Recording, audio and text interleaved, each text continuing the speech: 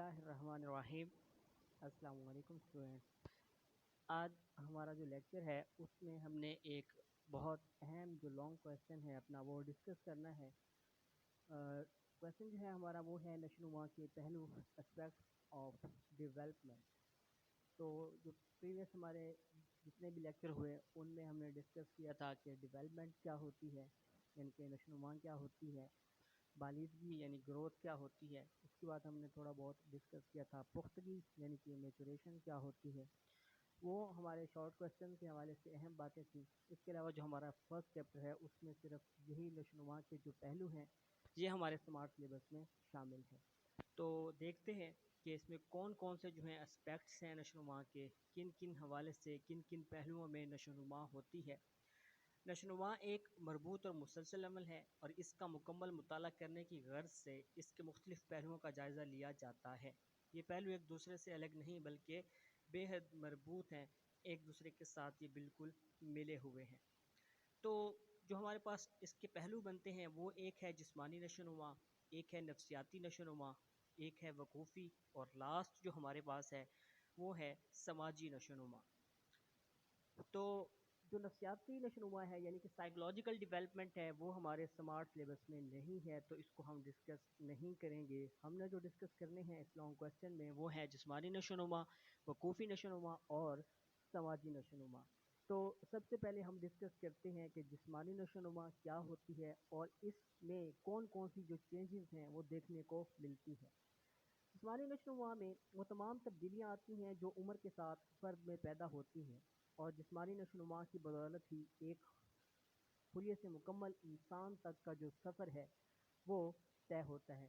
اب یاد رکھیے گا کہ یہ وہ نشوونما ہے جو واضح طور پر نظر آتی ہے، نمایاں ہوتی ہے، کیونکہ نومولود کی آمد کے بعد ہر تبدیلی واضح اور قابل پیمائش ہوتی ہے۔ یعنی کہ جب ایک چھوٹا بچہ دنیا میں آتا ہے تو اس کے جسمانی طور پر جتنی بھی تبدیلیاں ہو رہی ہوتی ہیں وہ واضح ہوتی ہیں، وہ نظر آتی ہیں، وہ قابل پیمائش ہوتی ہیں۔ عام فرد بھی اندازہ لگا لیتا ہے کہ بچہ بڑا ہو رہا ہے۔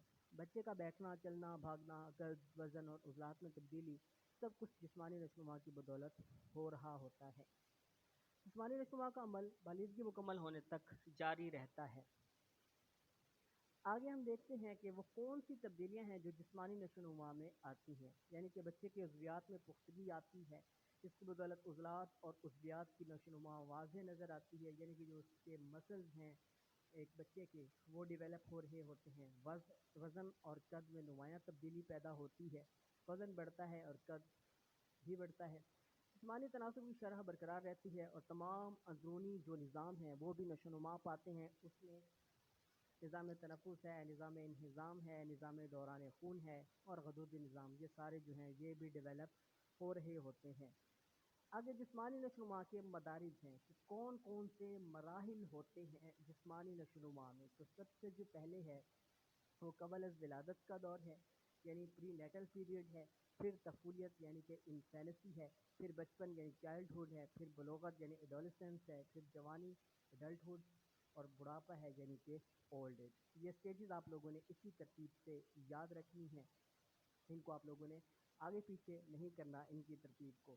ان کی ایج بھی ہوتی ہے، ٹھیک ہے، وہ آپ لوگوں کے اس میں نہیں مینشن، تو آپ لوگوں نے اس کو یاد نہیں کرنا، صرف اس کی ترتیب کا خیال کرنا ہے۔ تو یہ ہے جسمانی نشوونما جس میں فزیکلی ڈیولپمنٹ ہو رہی ہوتی ہے، بچہ جسمانی طور پر نمو پا رہا ہوتا ہے۔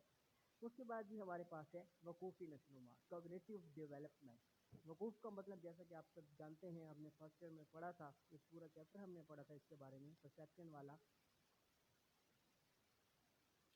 تو وقوف کا مطلب ہوتا ہے جاننا اور سمجھنا، دنیا کو جاننے اور سمجھنے کی صلاحیت میں اضافے کا عمل وقوفی نشوونما کہلاتا ہے، ٹھیک ہے۔ یعنی جب بچہ صحیح طور پر چیزوں کا ادراک کرنا سیکھ جاتا ہے، یعنی اس کی جو پرسیپشن ہوتی ہے وہ ٹھیک ہو جاتی ہے، تو اس کو کیا کہتے ہیں، ڈیولپ ہو جاتی ہے، یہ وقوفی نشوونما ہی ہو رہی ہوتی ہے۔ وہ چیزوں میں فرق کرتا ہے، ان کے بارے میں سیکھتا ہے، ان کو جانتا ہے، ان کو پہچانتا ہے۔ تو دماغ وقوفی اعمال کا ذمہ دار ہے، اس کی بدولت بہت بچہ سادہ سے پیچیدہ اور پھر پیچیدہ ترین افعال ادا کرنے کے قابل ہو جاتا ہے۔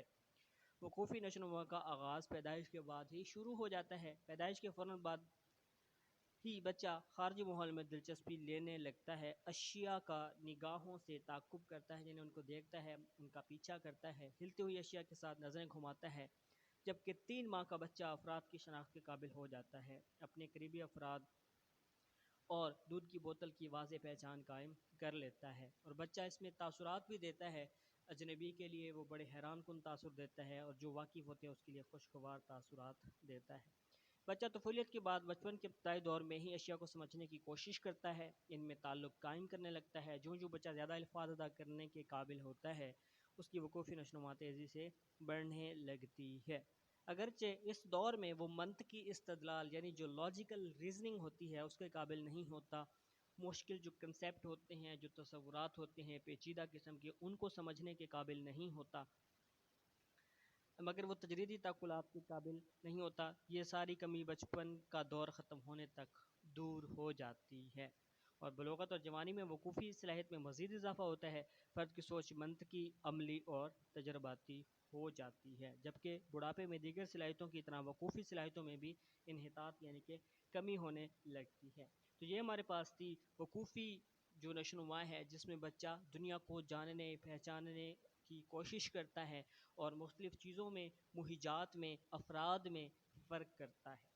اس کے بعد جو لاسٹ ہمارے پاس ہے وہ ہے سوشل ڈیولپمنٹ، یعنی کہ سماجی نشوونما۔ جب فرد اپنے گرد و پیش کے افراد سے تعلق قائم کرنے لگتا ہے تو اس عمل کو سماجی نشوونما کہا جاتا ہے، ٹھیک ہے، کیونکہ انسان جو ہے وہ ایک سماجی حیوان ہے، مین از اے سوشل اینیمل۔ تو سماجی نشوونما کے ذریعے فرد معاشرے کے ساتھ مطابقت یعنی ایڈجسٹمنٹ قائم کرتا ہے۔ سماجی نشوونما کو سماجیت یعنی سوشلائزیشن کہا جاتا ہے۔ اسی کے ذریعے ہی فرد کی سماجی تربیت ہوتی ہے۔ بہتر اور کامیاب سماجی مہارتیں بھی ہم اسی سے ہی حاصل کرتے ہیں۔ وقوفی آموزش، مشروطیت یا مشاہداتی آموزش سے حاصل ہونے والی یہ مہارتیں فرد کی کامیاب سماجی زندگی کی ضمانت ہے۔ آپ نے آموزش کا چیپٹر پڑھا تھا پارٹ 1 میں، جس میں ہم سیکھتے ہیں مختلف طریقوں سے، تو اس میں وہ یہی کہتا ہے کہ ہم سماجیت کے ذریعے بہت سی جو ہماری سکلز ہوتی ہیں، ہماری جو ہم سروائیول کیسے کر سکتے ہیں سوسائٹی میں، معاشرے سے تعلقات کیسے بنا سکتے ہیں، یہ ساری چیزیں یہاں پر بچہ سیکھ رہا ہوتا ہے۔ سماجی نشوونما کا جو عمل ہے اگرچہ یہ تمام عمر جاری رہتا ہے، تاہم اس کے اثرات کسی دور میں نمایاں ہوتے ہیں اور کسی میں کم۔ فرد آہستہ آہستہ ثقافتی ورثہ، اقدار، روایات، اصول و قوانین اور رسوم و رواج سیکھتا ہے، جس کی مدد سے وہ معاشرے میں کامیاب زندگی گزارنے کے قابل ہو جاتا ہے۔ سماجی نشوونما میں نمایاں کردار ادا کرنے والے عناصر میں خاندان، ہمجولی، کھیل، تعلیمی ادارے اور ابلاغ عامہ شامل ہیں۔ یہ عناصر فرد کی سماجی تربیت کرتے ہیں، جس کا سلسلہ ساری عمر چلتا رہتا ہے۔ یعنی کہ آپ کے جو تعلیمی ادارے ہیں، خاندان ہیں، آپ کے پیئر گروپ ہیں، یہ سارے کیا کرتے ہیں؟ آپ کی تربیت کر رہے ہوتے ہیں، سوشلائزیشن کر رہے ہوتے ہیں۔ مختلف مواقع پر آپ لوگوں نے کس طرح بیہیو کرنا ہے، کس طرح ہینڈل کرنا ہے سچویشن کو، کس طرح ڈیل کرنا ہے معاملات کو، یہ ساری چیزیں یہی آپ کو سکھا رہے ہوتے ہیں، یعنی کہ آپ کی سماجی تربیت یعنی کہ سوشلائزیشن کر رہے ہوتے ہیں۔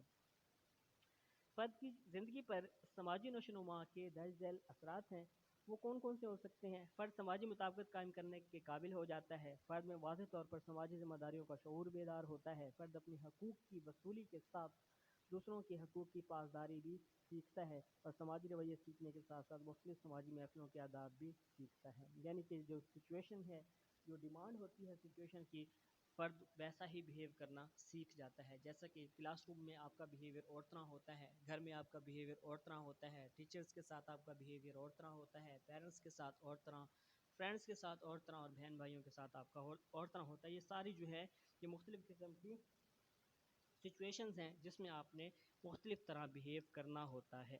نشوونما کے دیگر پہلوؤں کی طرح سماجی نشوونما کا آغاز بھی طفولیت کے دور میں ہو جاتا ہے۔ جب بچہ ماں کو دیکھ کر مسکراتا ہے یا مسکراہٹ کا جواب مسکراہٹ سے دیتا ہے تو وہ سماجی تعلق کا اظہار کر رہا ہوتا ہے، ٹھیک ہے، اس کو پتہ ہوتا ہے کہ اس کے ساتھ یا اس فرد کی موجودگی میرے لیے خوشی کا باعث ہے، تسکین کا باعث ہے۔ تو اس طرح وہ کیا کرتے ہیں؟ سماجی تعلقات بنا رہا ہوتا ہے۔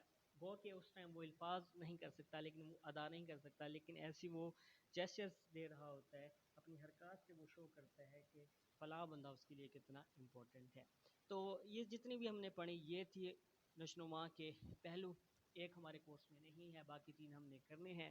تو اسٹوڈنٹس جو آپ کے لیے اسائنمنٹ ہے وہ یہ ہے کہ انہی کو جو 3 پہلو ہیں یہ لانگ کویسچن، اس کی آپ اسائنمنٹ بناؤ گے، اور یہ والی جو اسائنمنٹ ہے یہ آپ لوگ لازمی چیک کرواؤ گے جب بھی کالجز اوپن ہوتے ہیں، یہ اسائنمنٹ آپ کی چیک ہوگی۔ موسٹ امپورٹنٹ یہ لانگ کویسچن ہے، لاسٹ ٹائم جو پیپر ہوا ہے سیکنڈ ایئر سائیکالوجی کا اس میں یہ لانگ کویسچن آیا تھا، تو اس کو آپ لوگوں نے اچھے طریقے سے کلیئر کرنا ہے۔